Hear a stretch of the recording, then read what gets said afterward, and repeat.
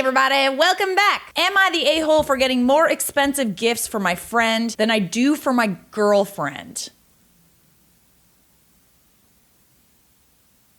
Welcome back to another installment of Am I the A-hole, where we discuss if people are a-holes or not. My best friend of 7 years has very expensive taste. I've always bought her fancy and luxurious gifts, and she's the happiest when I do so. No, I never want to date her or she to date me. It's just a thing we did, and we were always close platonically. I do the same thing for my male friends as well if they had expensive taste. My girlfriend of 2 years never showed or implied that she has expensive taste, so I just bought her some regular things because I knew she'd be happy and grateful either way. I didn't have to break the bank to make her happy, and I really love her for that. But recently she raised a concern to me about how it seems very weird and dismissive and favoritist of how I put so much effort into my best friend's gifts than I put into hers. She says she's feeling I favor my best friend over her because I put more thought and research on getting her the perfect gift, while to my girlfriend she assumes I just get the first thing I see and I'm just done with it. I explained to her that I buy her more random gifts because I know she doesn't prefer something specific, and she'd be grateful even if I gifted her a chocolate. She told me that's the problem, and I never even thought of putting effort in for her, and that I'm simply not paying attention. It never occurred to me that way. Apparently, she's been trying to speak about this but claims I never get it, and she feels I ignore her on purpose and favor my girl best friend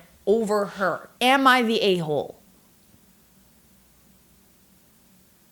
I mean, just because your girlfriend doesn't show that she would prefer a special gift that was, had a lot of thought put into it, maybe cost a little more money. I'm sure she's grateful for all the gifts that you give her, but it doesn't mean that she wouldn't appreciate a better gift. And it is weird that you buy your friend a better gift than her. Like, I'm sorry, but it really is. It's really weird. I think that I would probably have a problem with it too. It's not to say that I expect an expensive gift. If my boyfriend can't afford it, then that's totally fine. I'm not asking anyone to break the bank for me if they can't afford a gift. The thought really does count in that scenario. But if you can afford it and you're giving other people nice gifts and you're not giving, like, what are you getting her? Are you getting her like socks and like define random gifts, okay? Yeah, I'm gonna go with I'm sorry, but you're an a-hole. You're an a-hole. Ladies, if he wanted to, he would. But let's see how Reddit feels about this.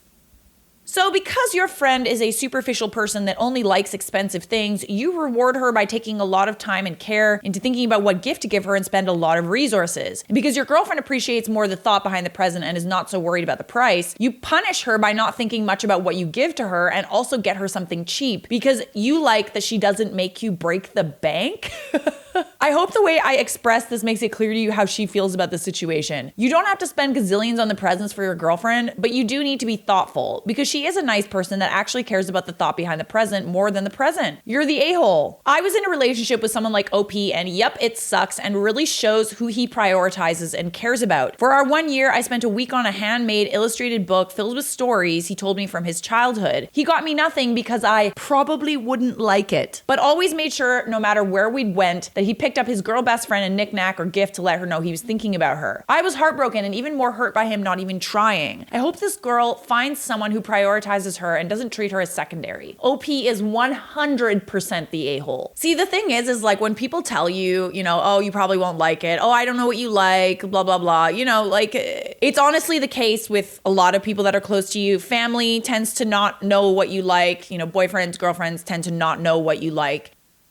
But it just kind of shows that you're just not listening. You know what I mean? We talk about what we like a lot. Doesn't matter who you are. It could be the boyfriend, it could be the girlfriend, or anything in between. It just means that you're really not listening to what we're saying.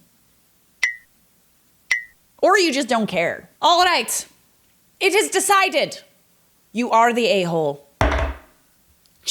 I don't want to hear any more about it. No more excuses. If you make an excuse for the OP, then that means that you need to listen more. Am I the a-hole for ditching my wife at the mall because she was taking too long?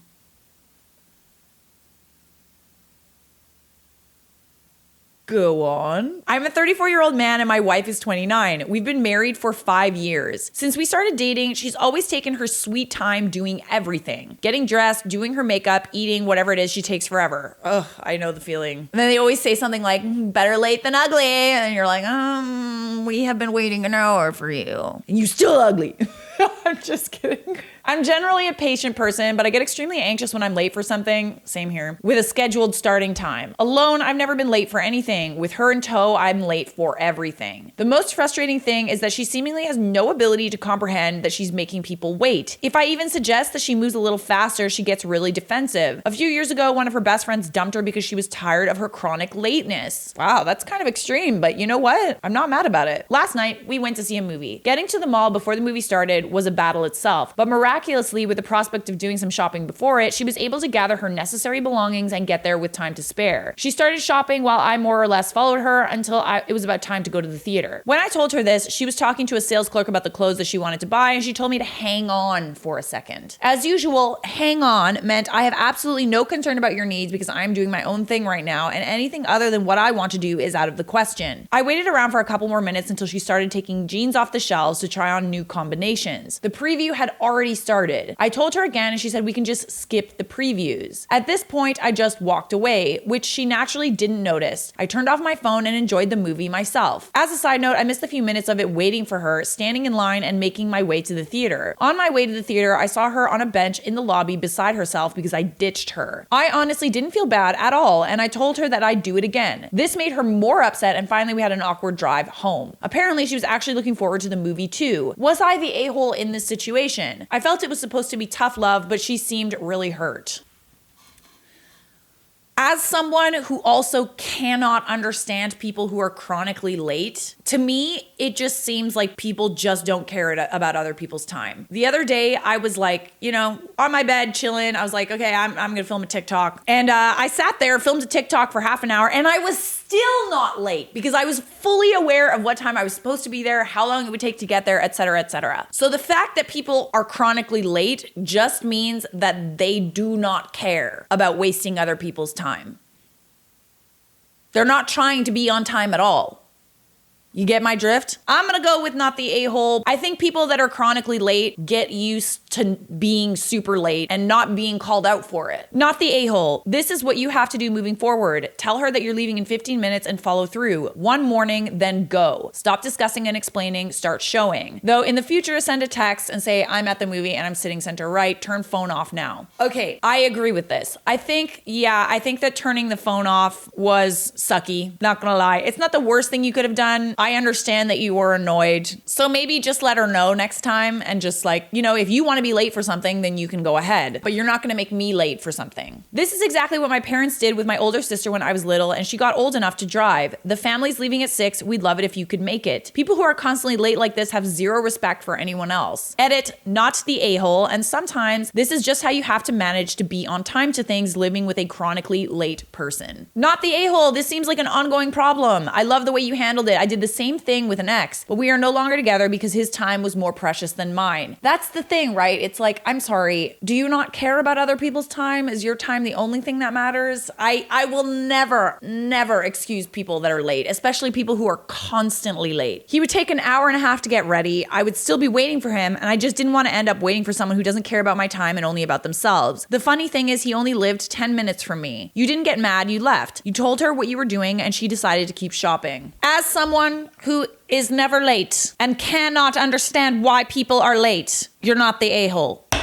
And if you make excuses for the girlfriend, it means you have to stop being late. I'm tired of your... I'm projecting a little bit, not gonna lie. There's at least 3 or 4 people that I can think of in my head that are always late that I need to do this to. Am I the a-hole for making a joke about my brother's affair at his wedding?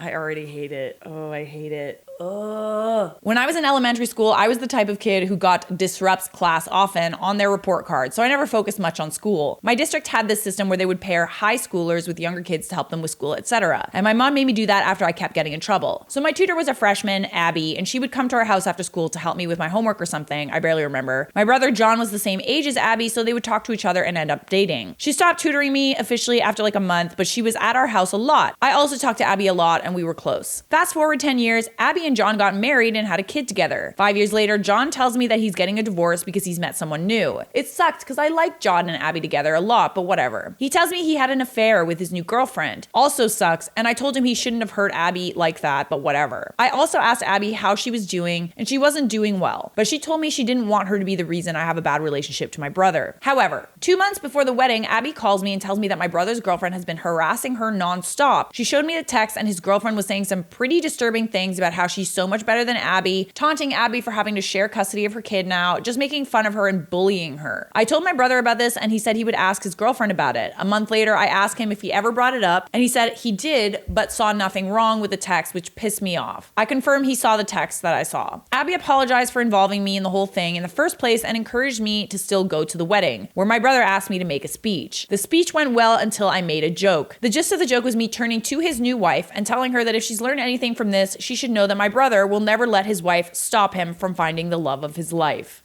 Ooh. This got my brother and his wife really mad, and they kicked me out shortly after, and my brother has been calling, texting me nonstop, yelling at me. Am I the a-hole? All right, I appreciate the context. I think that your heart was in the right place. However, I don't think the wedding was the correct place to bring it up. I think you could have made that point elsewhere. I'm not gonna lie, I would have paid to see that. And I understand that you were defending your friend, but a wedding is not the right place to bring up an affair. I mean, do it, go ahead, but don't be mad when people think you're an a-hole about it. That's how I feel. I think that you are an a-hole. But let's see what Reddit had to say. You know how vigilantes are technically in the wrong, but we all cheer them on anyway? You're the a-hole, but high five. Yeah, like you're a lovable a-hole, you know?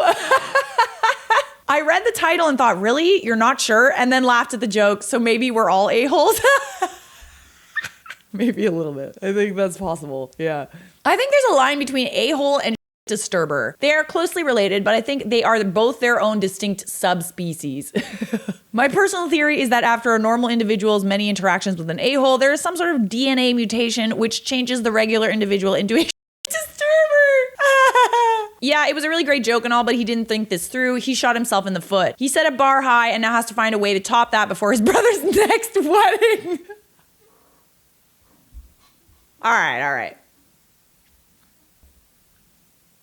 You are the a-hole, but I still like you. Alrighty, my friends, that was another installment of Am I the A-hole? Let me know, were these people a-holes? Was everyone an a-hole? Are you an a-hole? Or perhaps a disturber? Let me know. And subscribe! I've got something that you